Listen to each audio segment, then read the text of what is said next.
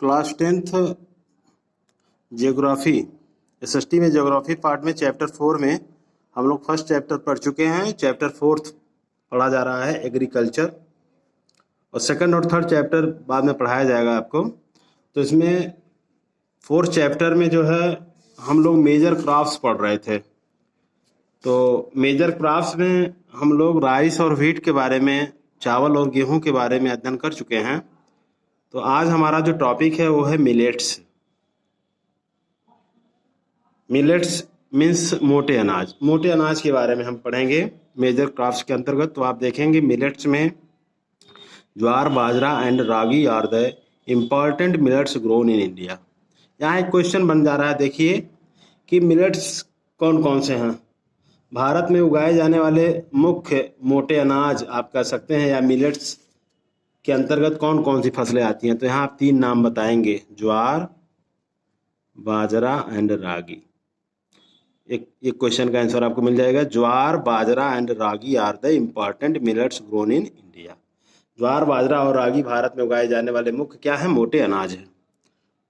तो these are known as coarse grains. तो ये क्या है, यद्यप इन्हें क्या कहा जाता है, यद्यप इन्हें मोटा अनाज कहा जाता है, क्वारिज ग्रेन्स कहा जाता है। They have very high nutritional value, और इनमें पोषक तत्वों की मात्रा बहुत अधिक होती है। इसमें जो न्यूट्रिशन होते हैं उनकी मात्रा बहुत अधिक होती है। फॉर एग्जाम्पल इसका आपको बताया जा रहा है, ragi is very rich in iron, calcium, other micro nutrients and roughage. बताया जा रहा है रागी में प्रचुर मात्रा में क्या होता है, यह पर्याप्त मात्रा में इसमें आयरन होता है, कैल्शियम होता है। आयरन कैल्शियम के अलावा अदर माइक्रो न्यूट्रिएंट्स और अदर अन्य जो है सूक्ष्म पोषक तत्व तथा एंड रोगेज, और क्या मिलती है इसमें, भूसी मिलती है, जिसमें कहा जाता है कि फाइबर की मात्रा अधिक होती है। इसका मतलब क्या हो जाएगा, रोगेज के मीन्स भूसी।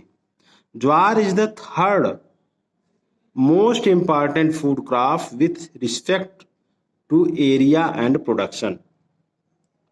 अब बताया जा रहा है एरिया और प्रोडक्शन की दृष्टि से, एरिया और प्रोडक्शन यानी कि क्षेत्रफल और उत्पादन की दृष्टि से अगर देखा जाए, या फिर एक क्वेश्चन बन रहा है एरिया और प्रोडक्शन की दृष्टि से ज्वार क्या है।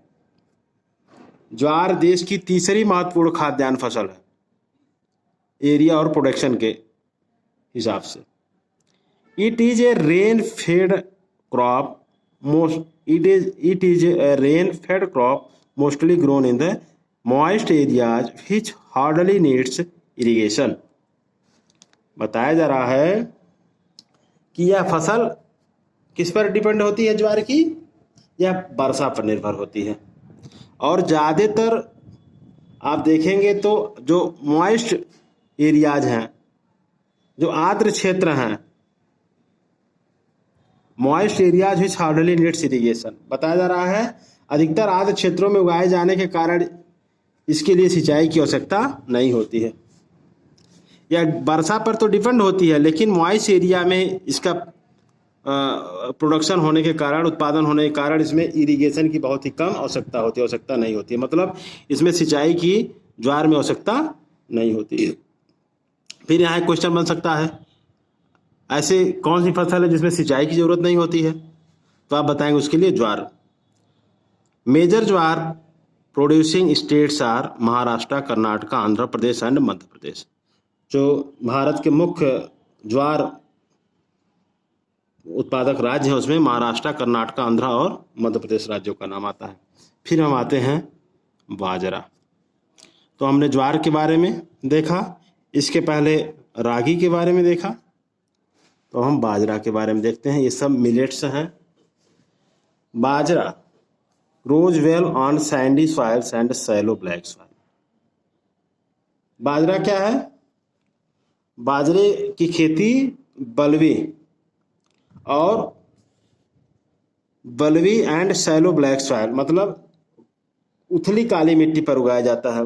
बाजरा जो है बलवी मिट्टी पर, और शैलो ब्लैक सॉइल मतलब जिसमें कम मतलब उथली काली मिट्टी, जिसमें काली मिट्टी की कम प्रधानता, उस पर उगाया जाता है। Major bajra producing states are Rajasthan, Uttar Pradesh, Maharashtra, Gujarat and Haryana.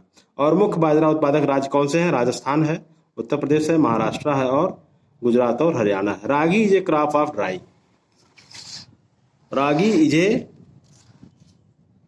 Crop of dry regions are grows well on red, black, sandy, loamy and shallow black soils. और रागी क्या, रागी के बारे में बताया जा रहा है कि रागी के प्रमुख उत्पादक आप देखेंगे, सॉरी, रागी के बारे में जो बताया जा रहा है, ये बताया जा रहा है कि रागी शुष्क प्रदेशों, ragi is a crop of dry regions, रागी शुष्क प्रदेशों की फसल है, मतलब जहां वर्षा बहुत ही कम हो रही हो। और यह रेड लाल, काली, सैंडी बलुई, लोमी दोमट एंड सैलो ब्लैक सॉइल्स, और ये उथली काली मिट्टी में इसकी खेती की जाती है, उगाई जाती है। मेजर रागी प्रोड्यूसिंग स्टेट्स, मुख्य रागी उत्पादक राज्य कौन से हैं? कर्नाटका, तमिलनाडु, हिमाचल प्रदेश, उत्तराखंड, सिक्किम, झारखंड और अरुणाचल प्रदेश, ये प्रमुख रागी उत्पादक राज्य हैं। तो नेक्स्ट टॉपिक पे आते हैं, मैजी, मक्का। It is a crop which is used both as food and fodder. बताया जा रहा है यह कैसा है? मैजी यानी कि मक्का एक ऐसी फसल है जो food and fodder, used both as food and fodder, जो खाद्यान्न और चारे दोनों के रूप में इसका उपयोग किया जाता है। मतलब पशुओं को खिलाने के लिए चारे के रूप में और खाद्यान्न के रूप में भी। It is A kharif crop, यह क्या है? खरीफ फसल है। विच रिक्वायर्स टेम्परेचर बिटवीन, जिसके लिए तापमान की आवश्यकता कितनी होती है? 21 degree centigrade to 27 degree centigrade, जिसके लिए यह खरीफ की फसल है। और मैजी के लिए 21 डिग्री सेंटीग्रेड से 27 डिग्री, यानी कि 21 से 27 डिग्री सेंटीग्रेड तापमान की जरूरत होती है। And grows well in old alluvial soil, और and well in old alluvial soil, और पुरानी जलोढ़ मिट्टी में इसकी खेती अच्छी प्रकार से की जाती है। अब पुरानी जलोढ़ मिट्टी, ओल्ड एलुवियल सॉइल आपको बता चुके हैं। एलुवियल सॉइल दो प्रकार की होती है, ओल्ड एलुवियल सॉइल और न्यू एलुवियल सॉइल, यानी कि पुरानी जलोढ़ मृदा और नवीन जलोढ़ मृदा। खादर और बांगर के बारे में भी आपको बताया जा चुका है। इट सम स्टेट्स लाइक, अब कुछ ऐसे भारत के राज्य हैं जैसे Bihar, maize is grown in rabi season also. Bihar में आप देखेंगे तो बिहार जैसे कुछ राज्यों में मक्का क्या है? रबी सीजन में इसकी खेती की जाती है। रबी सीजन हमारे यहाँ जब मतलब हम गेहूं वगैरह की बुआई नवंबर महीने में करते हैं। Use of modern inputs such as HYV seeds, fertilisers and irrigation have contributed to the increasing production of maize. बताया जा रहा है कि आधुनिक प्रौद्योगिकी, जो मॉडर्न इनपुट्स सच, आधुनिक प्रौद्योगिकी इनपुट्स जैसे HIV सीड्स, हाइब्रिड जो के बीज हैं, HIV सीड्स हैं, उर्वरक हैं एंड इरिगेशन, उर्वरक और सिंचाई के उपयोग से मक्का का उत्पादन इस समय बढ़ा है। मेजर मैजी प्रोड्यूसिंग स्टेट्स, मुख्य मक्का उत्पादक राज्य जो हैं कर्नाटका, उत्तर प्रदेश, बिहार, आंध्र प्रदेश, तेलंगाना एंड मध्य प्रदेश, यह भारत के प्रमुख मक्का उत्पादक राज्य हैं। फिर आते हैं पल्सेस के बारे में, दालों के बारे में। India is the largest producer as well as the consumer of pulses in the world. Bharat विश्व में दालों का क्या है? सबसे बड़ा उत्पादक और उपभोक्ता है। प्रोड्यूसर और कंज्यूमर दोनों है इंडिया, वर्ल्ड में सबसे बड़ा। These are the major source of protein in a vegetarian diet, और शाकाहारी खाने में दाल सबसे अधिक प्रोटीनदायक होती है। मतलब जो लोग शाकाहारी हैं उनको दालों के माध्यम से ही सबसे अधिक प्रोटीन मिलता है। Major pulses that are grown in India are, अब मुख्य जो दालें हैं जिनका भारत में उत्पादन किया जाता है उसमें है major pulses that are grown in India are tur आप देखे होंगे, अरहर की दाल, उड़द, मूंग, मसूर, पीस, मटर एंड ग्राम और चना, ये महत्वपूर्ण क्या है, इंडिया की दलहनी फसलें हैं, दाल वाली फसलें हैं। Can you distinguish which of these pulses are grown in the kharif season and which are grown in the rabi season. यहां एक आपसे पूछा जा रहा है कि